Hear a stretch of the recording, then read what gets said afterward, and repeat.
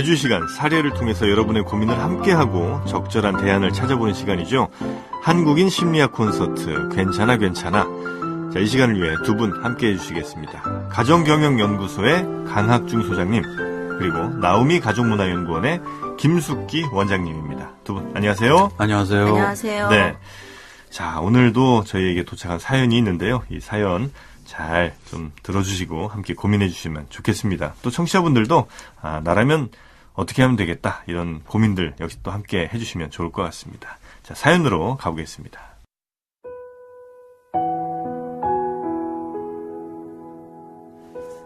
안녕하세요. 저는 50대 초반의 남성입니다. 요즘 저는 회사를 때려치고 싶은 생각뿐입니다. 얼마 전 같은 부서의 제 윗자리에 이 경쟁사에서 스카웃된 사람 들어왔는데요. 뭐 일 잘한다고 소문난 사람이라고 하더군요. 저보다 나이도 2살이나 어린 사람이 제 위에 상사가 된 겁니다. 저는 이번에도 승진해서 밀려나고 그 사람이 제 위에 상사로 온 날, 신입사원으로 입사해서 지금까지 최선을 다해 일한 저는 그만 할 말을 잃었습니다. 그런데 회사도 이런데 집에 와도 낙이 없습니다. 대학교 2학년인 큰애, 그리고 아직 고등학생인 작은애를 생각하면 당연히 더 벌어야 한다는 걸 압니다.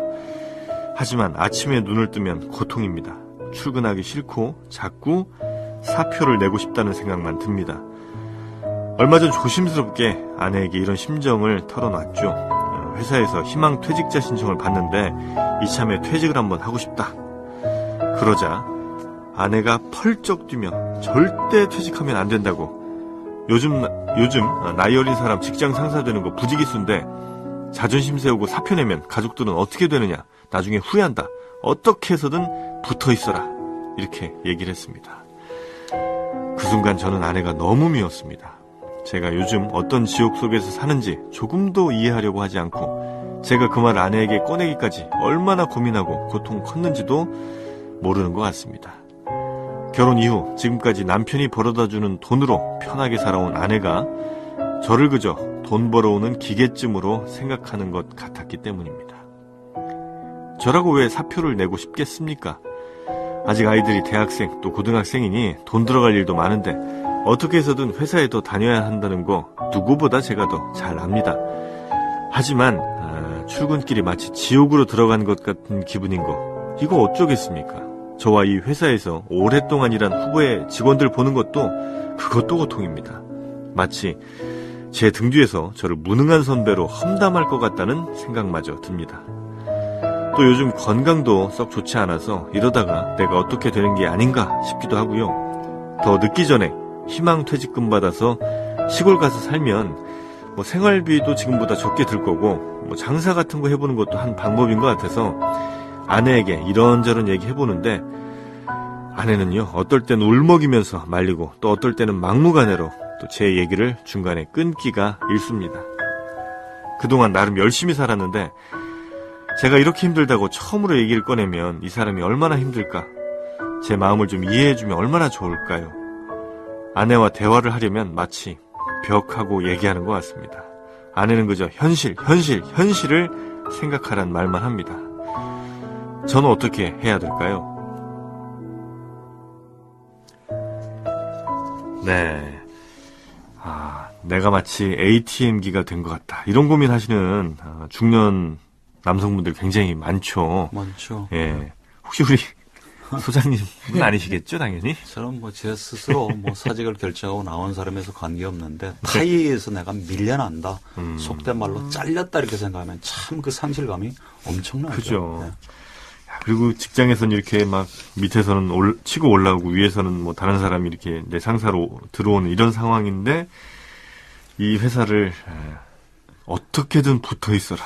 이렇게 이야기를 또 집에서 듣는다면 글쎄요, 뭐 그 기분이 어떨지 자세한 얘기는 좀 이따가 다시 두 분과 함께 나눠보도록 하고요. 우리 시민분들은 과연 이 사연 얼마나 공감하셨을지 곽지연 리포터가 시민분들의 목소리 담아왔거든요. 함께 들어보시죠. 본인이 원하는 대로 하는 것도 좋을 것 같아요. 그동안 가족을 위해서 많이 벌었잖아. 가정의 책임으로서 하는 거지 돈 벌어오는 기계는 아니잖아요. 남자도. 여자도 벌 수 있고 같이 벌어야죠. 그 의무를 남자들도 그만하고 싶을 때가 많잖아요. 또 마누라 입장에서 또 보면 또 집에 있는 게 싫으니까 퇴직할 때까지 끝까지 다녀라 이제 버티라는 건데 답이 없는 것 같아요. 어떻게 해야 될지. 그러니까 노예에 대한 대비가 안 되어 있기 때문에 그 아줌마 입장에서도 그렇게 얘기한 것 같기도 해. 근데 이제 현실적으로 그게 근데 남편은 이제 그 생각은 안 하고 쉬고 싶은데 남편이 쉬고 싶으면 나는 좀 쉬어야 된다고 생각을 해. 너무 힘들어. 그러니까 쉬고 싶다는 거지 뭐 40대 쉬고 싶다는 건 금전에 여유가 있는 거 계속 돈을 벌어야 될 상황이면 그냥 돈 벌어야지. 그런 거로 스트레스 받아서 이제 우울증 생기고 병 생길 바에는 자기 하고 싶은 대로 하는 게 더 나을 것 같아요. 60대면은 모를까 50대는 벌어줘야지. 똑같은 경우가 있어요. 그 친구가 60대에 퇴직을 하게 됐어요. 그랬더니 퇴직을 하니까 부인이 아유 당신 퇴직하면 우리 어떻게 하려고 그래. 근데 그렇게 얘기하면 안 되고 아무리 힘들더라도 아유 그동안 나를 먹여 살리느라고 얼마나 고생하셨어. 앞으로는 우리가 책임을 질 테니까 편히 쉬시오. 그렇게 얘기해 줘야 되는 거 아니에요? 길거리에 나앉지도 안 하고 밥도 안 굶고 고마운지 모르겠어요. 앞으로 우리 사이는 편히 쉬시게. 남자도 그렇게 얘기를 들으면은 감동해서 벌이를 더 하려고 노력하지 않겠나. 돈을 벌어야죠. 가족들을 먹이 살리려면 게 50대인데. 가장인데 벌어야지 어떻게 가족들이 있는데 놀면 되나. 네. 남성분과 여성분의 의견이 굉장히 극명하게 갈렸던 시민분들의 인터뷰였던 것 같습니다. 저도 역시 약간 남자 편을 조금 이제 들고 싶긴 한데, 저는 만약에 이런 상황이면 100% 전 이혼합니다. 못 살아요. 아니, 어떻게 내가 이렇게 힘들다고 하는데 회사에 어떻게든 붙어 있어라 이런 얘기하면 저는 못 살죠. 그렇다고 이혼까지 하세요?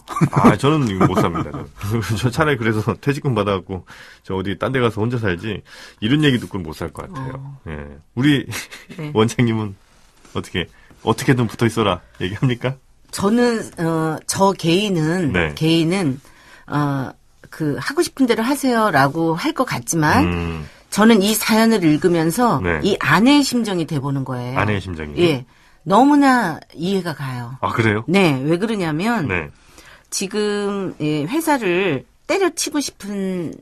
때려친다고 해가지고 무슨 대안이 있는 것도 없어요. 그렇죠. 장사나 해볼까 하는데 장사가 그건 좀 철없어요. 아무리 봐도. 아니 좀. 쉽지가 않아요. 더 치사스러운 인데 예를 들면 죽을 각오를 하고 내가 장사하겠습니다 이러면 아내도 그래 여보 네. 한번 해봐. 당신이라면 맞아요. 얼마든지 할 거야. 이렇게 나오는데 지금 2살이나 어린 사람이 제2의 상사가 됐어요. 10살 어린 사람이 상사가 돼도 왜냐면 일을 잘한다고 소문이 난 사람이고 일을 잘하는 사람이 이제 온 거예요. 네. 그러면 이 부분에 대해서 일이라고 하는 거에 조금 더 저는 포커스를 좀 맞췄으면 좋겠다라는 생각을 좀 했어요. 네. 저도 그건 진짜 동감입니다. 그 뭐 장사나 해볼까 아니면 뭐 시골이나 갈까?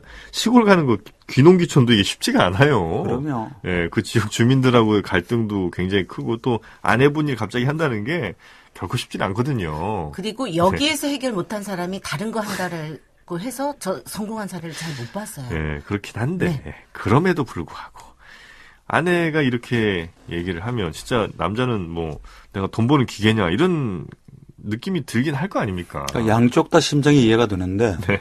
그 이전에 두 분의 부부 관계가 어땠는지 전 참 궁금해요. 지금은 자기가 정말 때려치고 싶고 지옥 같고 그 감정에 너무 매몰이 되어서 아내의 심정이나 네. 아내의 감정이 어떤지를 잘 이제 추측이 잘 안 되는 거죠. 그 이전에 네. 비슷한 문제로 아내가 뭐가 좀 힘들다고 얘기했을 때 본인은 또 어떻게 얘기했는지. 네네네. 그러니까 지금 당장 직장을 그만두는 거 돈도 문제지만 두 분의 대화가 안 되는 거예요. 벽 같은 거죠. 네네네. 아내가 하신 말씀 전 100번 그 말씀만큼은 맞아요. 근데 그 이전에 남편의 입장, 심정을 좀 읽어주고 네. 당신 정말 요즘 힘드는 모양이네요. 진짜 열심히 일했는데 나라도 그러면 참 그만두고 싶은 생각이 들겠네요. 네네. 그런 다음에 그 다음 메시지로 2살 어린 사람 상사가 들어왔다고 해서 그만두면 여자 상사가 오거나 예를 들면 뭐 10살이나 차이가 나는 상사가 오면 누가 붙어 있겠냐고. 그래도 우리가 좀 더 열심히 일해야 되지 않겠냐. 그렇죠. 이 남편보다 아시거든요. 네. 지출이 많은 거니까 내가 그만두면 안 된다는 걸 알지만 그 첫 반응 아내가 나를 대하는 태도 네. 그냥 말을 끊고 하는 것들이 너무 서운하고 네. 누구한테 얘기를 할 수는 그 입장이 지금 좀 짐작이 돼서 예. 그렇죠. 아내 입장에서는 철없는 남편 이렇게 이제 느껴지시는 것 같아요. 네네네. 그러니까 여보 현실을 생각해. 현실 이렇게 얘기하시는 거거든요. 네. 그러니까 그 부분에 대해서 조금 이제 두 가지 다 이제 이런 경우에 저는 만약에 이렇게 어떤 갈등 상황이 봉착이 됐을 때 제가 느끼는 건 뭐냐면 네. 나도 좀 돌아보고요. 남편이 나한테 이렇게 쓴소리를 하는 데에는 나도 이런 부분이 있었구나라는 거를 좀 나도 좀 돌아보고 그 다음에 또 이 남편에 대한 또 서운함 뭐 이런 것도 또 얘기하고 네네. 그건 아니지 이렇게 이제 두 가지를 다 생각을 네네. 해보거든요. 그러니까 이제 이 부분에 대해서는 조금 우선은 그리고 또 아내한테 이 동의를 얻거나 아니면 설득을 하기 위해서는 자기가 우선은 먼저 확실한 자기의 신념 내지는 자기의 철학 그리고 자기의 어떤 자신 있는 플래닝, 계획이라든지. 계획 그런 게 네. 있었어야지만 돼요. 그렇겠죠. 예, 만약에 그렇게 되면 네. 아마 아내도 조금 태도가 달라지지 않을까 이런 생각도 있습니다. 맨날 회사 다니기 싫으니까 나 그냥 농촌이나 갈래 아니면 뭐 사업이나 할게 자꾸 이런 얘기를 가볍게 하니까 현실을 봐라 이런 얘기를 이제 안 그럼 해요. 애들은 어떻게 할 거야? 계속 애 하는 학교는 거고. 이런데 이러면서 이제 얘기를 하시는 것 같아요. 그리고 이분이 또 아내에 대한 인식 자체가 조금 잘못되어 있는 걸 제가 하나 발견했는데 결혼 이후 지금까지 남편이 벌어다 주는 돈으로 편하게 살아온 아내가 편하게 살아왔다고 생각을 하면 안 되죠.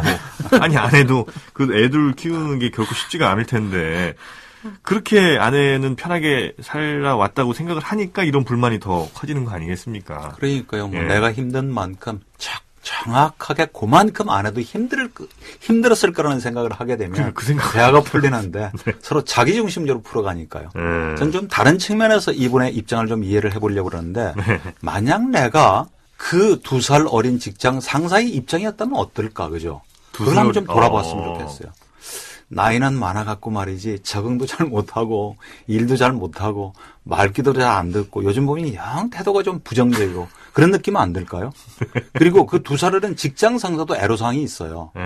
능력 때문에 자기가 스카웃돼서 왔지만 이 기업의 조직 문화에 적응하기 얼마나 애로사항이 많겠어요. 그렇죠. 그랬을 때 오히려 좀 더 지혜로운 직원이라면 오히려 직장 상사 편에 들어서 그죠? 네. 좀 더 실마리를 풀 수 있는 쪽으로 좀 조언도 해주고 도움도 주면 네. 오히려 그 직장 상사의 신임을 얻을 수가 있는 거죠. 그렇죠. 그 지위는 상사지만 어쩌면 이 상사가 더 상사처럼 모실 수도 있죠. 그러면 그렇게 잘만 그러니까 해준다면. 네. 어떤 사람은 능력 때문에 스카웃도 당하는데 나는 지금 그만둘까 말까 하는데 내가 그럼 더 키울 역량은 어떤 역량을 좀 더 키워야 될까? 네. 내가 모자라는 부분은 뭘까?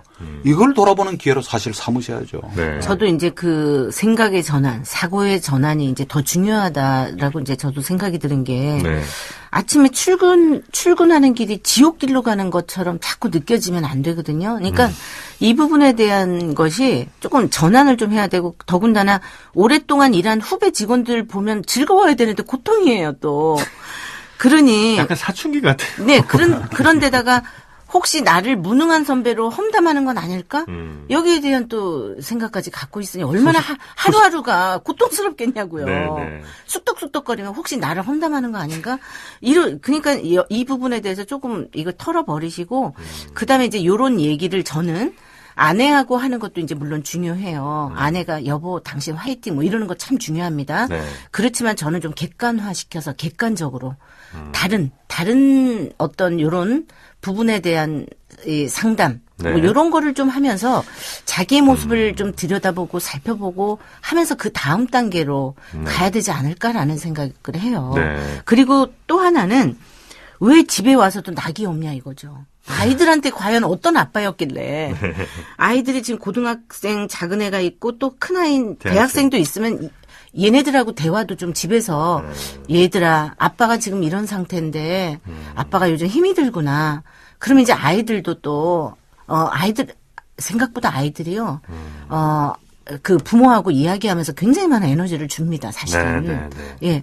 그렇기 때문에 같이 이야기를 하면서, 야, 우리 가족이, 내가 이렇게 밖에서 힘들어도 같이 우리가 맛있는 밥 먹으면서 서로 얘기도 하고 이럴 수 있구나. 이러면 또 에너지가 생겨요.